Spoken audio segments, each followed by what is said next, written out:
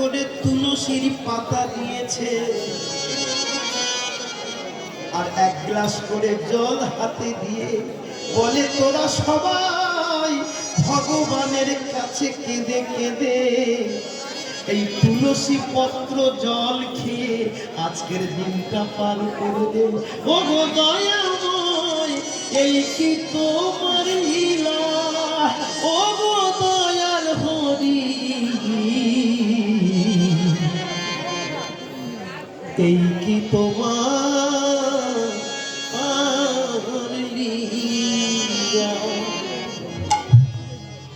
ছেলেগুলো 1 গ্লাস করে জল তুলসীর পাতা খেয়ে ওখানে ঘুমিয়ে পড়েছে আর ভক্ত ভগবানকে ডাকছেন, নারায়ণ হে দয়াময় রাখো রাখো তবু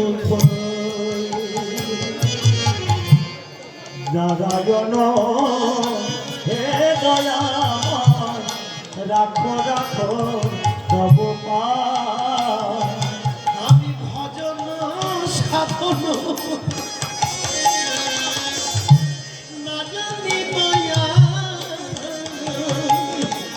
আমি ভজন সাধন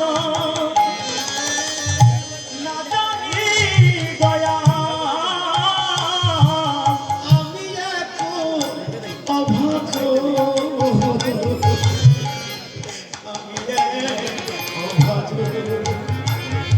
আমি ভজন সাধন কিছু জানি না। আমি ভজন সাধন কিছু জানি না। ওই চরণে এই মিনতি ভজন সাধন কিছু জানি না। আমার ওই চরণে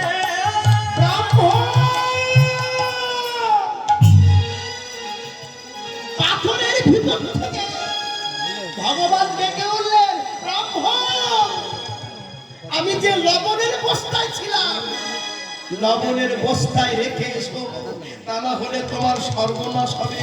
প্রভু আমার যত বড় বিপদ হোক আমি তোমার ছাড়বো না, আমি তোমার লবণের বস্তায় রাখবো না। সকাল হয়ে গেছে, বড় ছেলে উঠল, মেজ ছেলে উঠল, সেজ ছেলে উঠল, কিন্তু ছোট ছেলে আর উঠল না। ছোট ছেলেটা মারা গেল। যে করে আমার আশ তারে করি সর্বনাশ। যারা ভগবানের ভক্ত হয় তাদের কাঁদিতে কাঁদিতে কাঁদিতে কাঁদিতে জমন যায়। ওরে আমার খোকা, ওরে আমার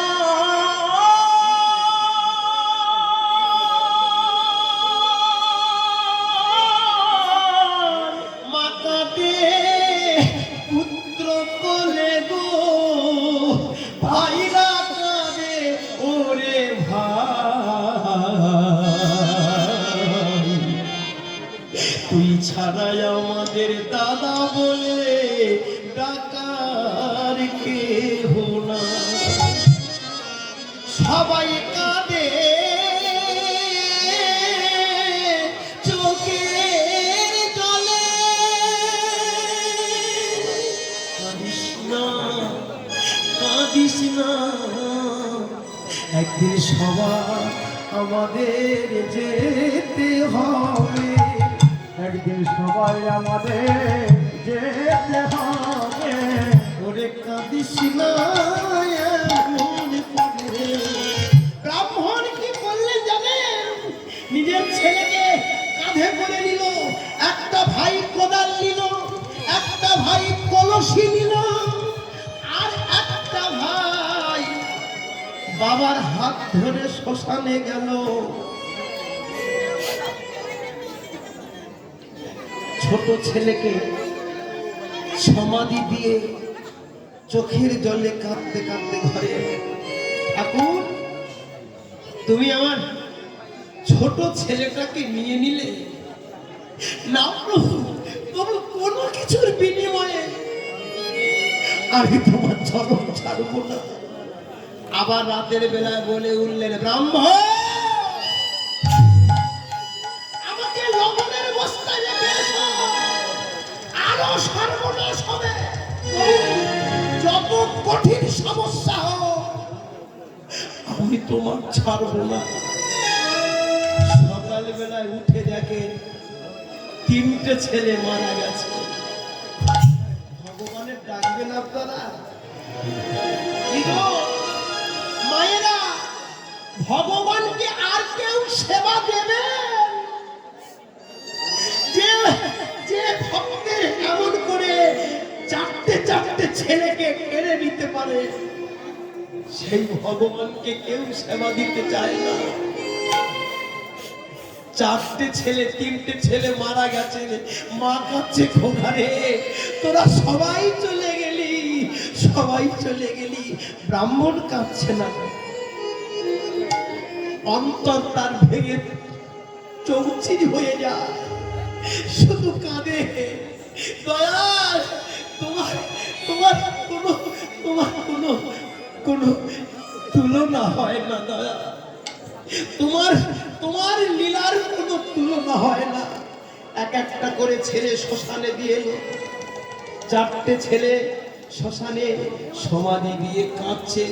রাতের বেলায় আবার ভগবান বললেন, ওগো ব্রাহ্মণ, যেখানে ছিলাম সেখানে রেখে এসো, তা না হলে আবার সর্বনাশ হবে।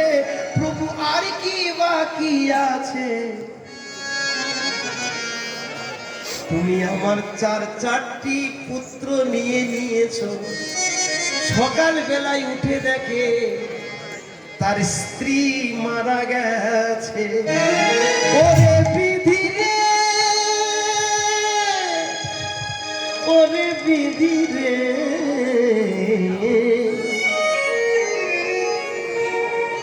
এই কি তোমার বিচার?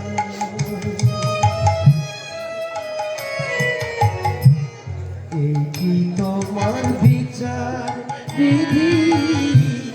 এই কি তোমার বিচার বিধি রে,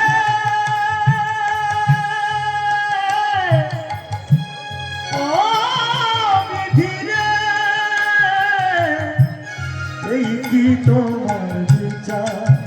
বিধি, এই কি তোমার বিচার? তুমি কাঁদে হাসাও, কাঁদে কাঁদাও,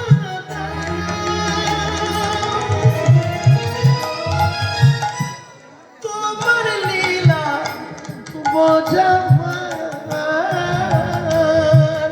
ওগো বিধি, ওগো বিধি, এই কি তোমার বিচার? বিধি রে, এই কি তোমার বিচার? বিধি, এই কি তোমার বিচার? বিধি রে,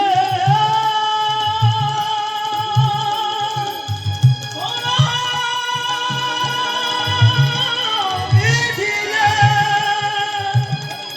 এই কি তোমার বিচার? বিধি, এই কি তোমার বিচার? কেউ বা থাকে রাজপ্রাসাদে,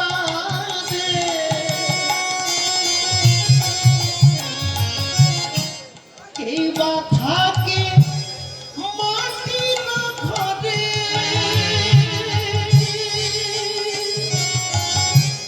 কেউ বা থাকে বৃক্ষের তলে। বিচার করো নীরবে, ওগো বিধি, ওগো বিধি, এই কি তোমার বিচার? বিধি, এই কি তোমার বিচার? বিধি রে, ও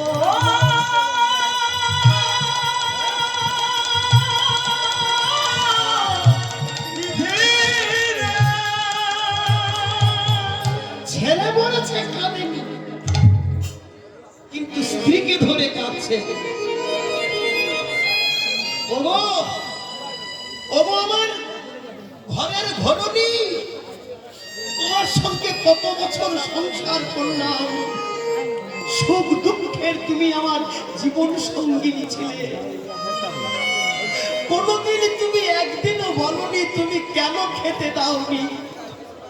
আজকে তুমি আমার সঙ্গে স্বপ্ন ছেড়ে চলে গেলে।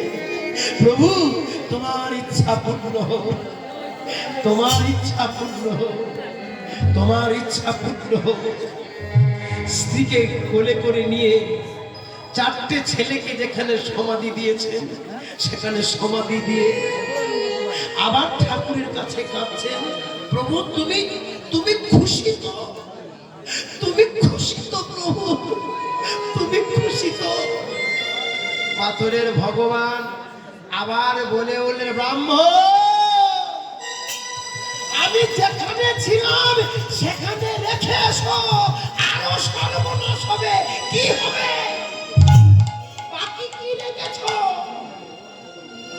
4টে ছেলে নিয়েছো, স্ত্রী নিয়েছো, বাকি বলতে তো আমি আছি প্রভু, আমি আছি, আমি ছাড়া আর কেউ নাই। তুমি আমাকে নাও, আমাকে নাও। আমরা সবাই বলি মাটির ঠাকুর, আমরা সবাই বলি পাথরের ঠাকুর।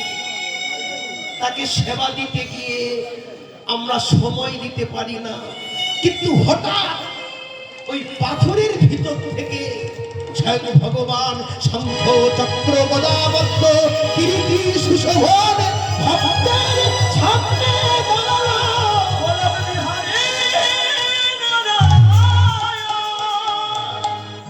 প্রভু, তুমি এসেছো প্রভু।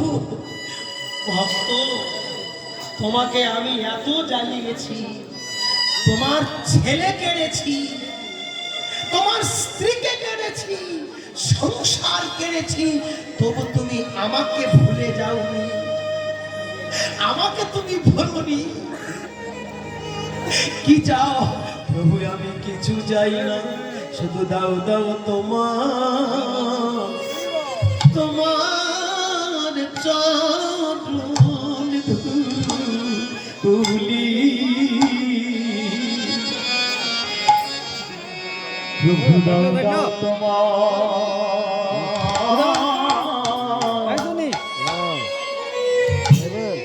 দাও দাও তোমার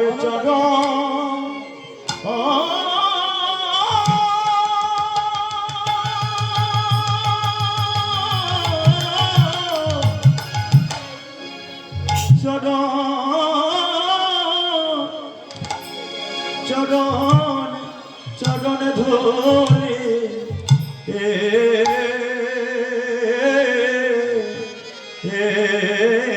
ও প্রভু, আমি অন্য কিছু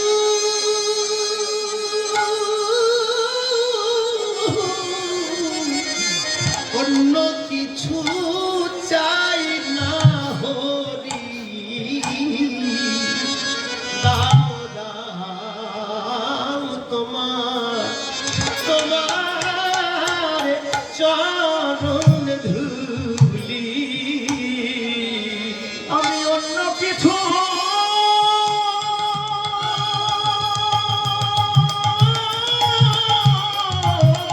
ব্রাহ্মণ, তোমার আর ভয় নাই। ওই দেখো দূরে তাকিয়ে দেখেন, দূরের দিকে তাকিয়ে দেখেন পুষ্পরথে, নারায়ণের পুষ্পরথে তার 4টে ছেলে বসে আছেন আর তার স্ত্রী বসে আছেন। ব্রাহ্মণ, তুমি আমার সনে গোলকে চলো, গোলকে চলো, তুমি আমার নিত্য পার্ষদ হবে, আমার সঙ্গে গোলকে চলো। তুমি আমার সনে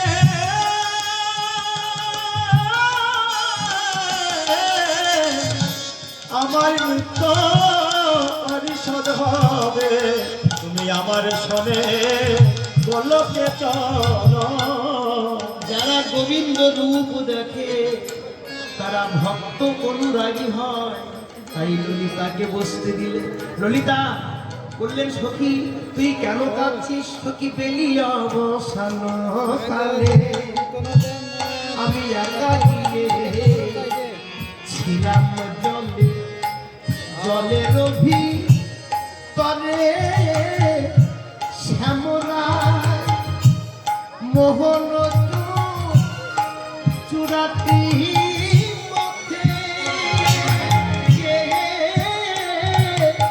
দেখলাম মোহন রলি হাতে, ওরে পুন কানু জলে তেমি সাই, পুন কানু জলে তেমি সাই। ওরে আমার রূপ দেখা আর হলো না, আমার রূপ দেখা আর হলো না। যেই দেখতে গেলাম জলে লুকাইয়ে গেল। আস্তে আস্তে আস্তে। আচ্ছা বাবা, আপনারা বলুন তো, ভগবানের রূপের বর্ণনা কোথা থেকে বলি? চরণ থেকে, না নাভিস্তর, না বদন, না চূড়ার উপর? তবে কিন্তু আস্তে আস্তে, হরে কৃষ্ণ, কোথা থেকে রূপের বর্ণনা গাই? আমরা এই সামনে যে দাদা এসে, আপনারা সবাই চেনেন, আপনাদের ঘরের ছেলে অনুকূল দা, তাই তো? অনুকূল বিশ্বাস খুবই কৃষ্ণ অনুরাগী ভক্ত। তাই আপনারা সবাই আশীর্বাদ করুন, আপনাদের এত সুন্দর হরিবাসর যেন প্রতি বছর বছর হয়, আপনাদের তো সাধুগুরু যেন দর্শন করতে পারেন। আশীর্বাদ করুন, আমার কৃষ্ণ ভক্তি হোক। নিতাই গৌর হরি বল।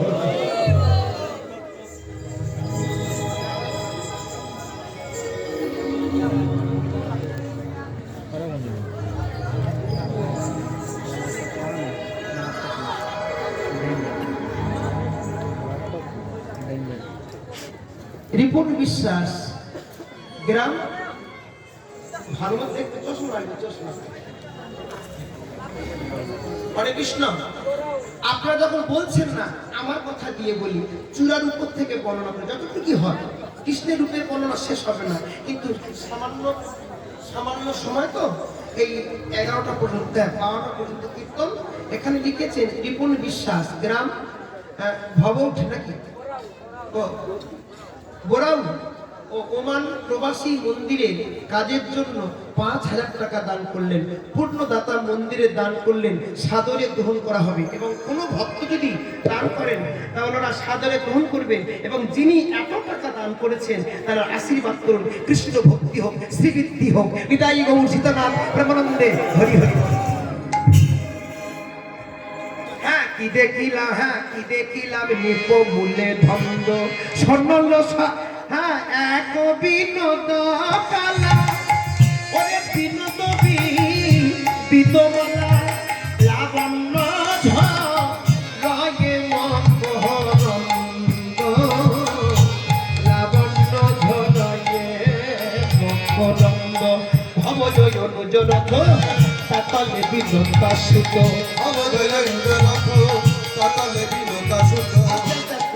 ভবজ অনুজ বাংলা, আমরা তো সবাই বাঙালি। আচ্ছা বাবা, ভ ব বর্গের জ আর ভবজ, আর ভব বর্গের জ ভবজ মানে কি? আমরা সবাই তো বাঙালি, আপনাদের কথা কিন্তু আমি বুঝতে পারি না, কিন্তু আপনারা লেখা কিন্তু একই রকম লেখেন। লেখা আপনাদের ভাষা, আঞ্চলিক ভাষা নিশ্চয়ই লেখেন না। লেখাটা সবাই এক লেখা হয়। বাঙালির লেখা আমরা, আপনাদের ভাষা আমি বুঝতে পারি না, হয়তো আমার ভাষা আপনারা বুঝতে পারছেন না, কিন্তু আপনারা যখন আমার সঙ্গে কথা বলেন আমি বুঝতে পারি। যেমন দাদা সঙ্গে, আমার অনুকূল দাদার সঙ্গে যখন ফোন হয়, ওনার কথা আমি বুঝতে পেরেছি, কিন্তু এখানে এসে যখন আপনারা কথা বলছেন আমি বুঝতে পারছি না। আপনাদের ভাষা আপনারাই বোঝেন, কিন্তু বাবা একটা কথা, আপনারা বাঙালি, আমরা বাঙালি, আমাদের প্রত্যেকটা মাতৃভাষা আছে, কিন্তু শ্রেষ্ঠ ভাষা বাংলা ভাষা। এই বাংলা ভাষায় ভব বর্গের জঙ্কা দিলে ভবজ, ভব বর্গের ভবজ মানে কি? ভব বর্গের জঙ্কার ভবজ মানে বাবা মহাদেব, আর ভব বর্গের মানে গণেশ। ভবা দেখেছেন, একটু উল্টো পাল্টা হয়ে গেল, দুটোর নাম দুরকম হলো। ভবা পড়তেছ ওখানে বাবা মহাদেব, ভবা পড়তেছ ভবজ মানে কে? গণেশ। ভবজ অনুজ রথ, গণেশের ছোট ভাই নাম কি? গণেশের ছোট ভাই তার নাম কি বাবা? কার্তিক। কার্তিক বড় না গণেশ বড়? কার্তিক না গণেশ? এর মধ্যে একটা দ্বন্দ্ব আছে, খুব গন্ডগোল জরিঘণ্ট আছে। এ কথা বলতে গেলে অনেক সময় লাগে। যাই হোক, এখানে পদ বলছেন, বৈষ্ণব কবি বলছেন যে ভবজ অনুজ, অর্থাৎ গণেশের ছোট ভাই কার্তিক। কার্তিকের বাহন কি বাবা?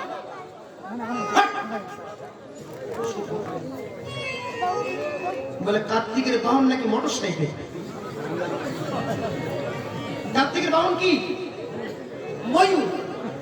আসলে এখনকার কথা খারাপ কথা নয়, বাস্তব জগতে যে সমস্ত ইয়াং দাদারা মানে ইয়াং ভাইরা পড়াশোনা করছে, যারা করছে, বিয়ে করে, তারা তো ইয়াং কার্তিক। আর কার্তিকে যদি মোটর সাইকেল না দেওয়া হয় তার পড়াশোনা ভালো হয়? এবার বুঝতে পারছেন, ইয়াং ভাইদের হাতে যদি একবার মোটর সাইকেল পড়ে, এমন পিক আপ দেয়, আসি বন্ধু আবার। খবরদার বাবাদের বলি, মোটর সাইকেল ছেলের হাতে দেবেন না। আর মাদের বলি, মেয়েদের হাতে মোবাইল দেবেন না, তাহলে টাকা। হরে কৃষ্ণ। তাহলে কার্তিকের বাহন কি বললাম? আবার সেই বলে ও আমার ভাইরা বলছে কার্তিকের বাহন হলো ময়ূর। আর ময়ূরের পাখা কোথায় আছে?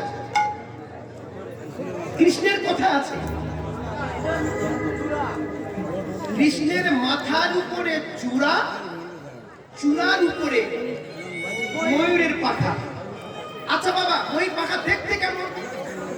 এই ভগবানের রূপের লীলা 12 ঘন্টা হলেও তবু পথ শেষ হবে না। রূপের কথা, এক একটা পদে এক একটা এত তত্ত্ব দেওয়া আছে। মাথার যে ময়ূর পাখা দেখতে কেমন? ময়ূর পাখা দেখতে কেমন? চারিদিকে চেরা চেরা ভাব, মাথার একটা চাঁদ আছে, আছে না? ময়ূর পাখার জন্ম কোথায়? আপনার সবাই তো মাথা আশ্রান, মাথার চিরুনি দিয়ে আশ্রান না মা? তা মাথা যখন চিরুনি দিয়ে আশ্রান, ওই চিরুনির সঙ্গে মাথার চুল উঠে যায় না? চুলগুলো করেন কি? ফেলে দেন না চালের পাতায় গুছিয়ে রাখেন, কোটোর মধ্যে রাখেন? চুলের কত দাম বলুন তো? আগেকার রাধারানী এত বড় মাথার চুল ছিল, ওই চিরুনি দিয়ে মাথা আঁচড়াতে গিয়ে কয়েকটা চুল উঠে যায়। সেই চুলটা হাতের মধ্যে কুড়িয়ে কুড়িয়ে রেখে কোলের ধারে রেখেছেন। চন্দন করতে গিয়ে চন্দন ফোটা চুলের মধ্যে একটু পড়ে যায়। আর সেই চুলের মধ্যে যখন পড়ে গেছেন, কেউ লক্ষ্য করেনি। এমন সময় কৃষ্ণ এসে গেছেন, এসে গিয়ে দেখছেন চারিদিকে কেশর কুঞ্জের মতো কেশগুলো গুছি দেওয়া সাজানো, মাঝখানে চন্দনের ফোঁটা। তাই তুলে নিয়ে গোবিন্দ করলেন মাথার ময়ূরের পাখা। তাই এটা একটা তত্ত্ব। কিন্তু ময়ূরের পাখা হলো কি করে? ময়ূরের পাখা হলো, এটা আপনারা জানেন, বিরজার কুঞ্জে গোবিন্দ যায়নি কি? যায়নি?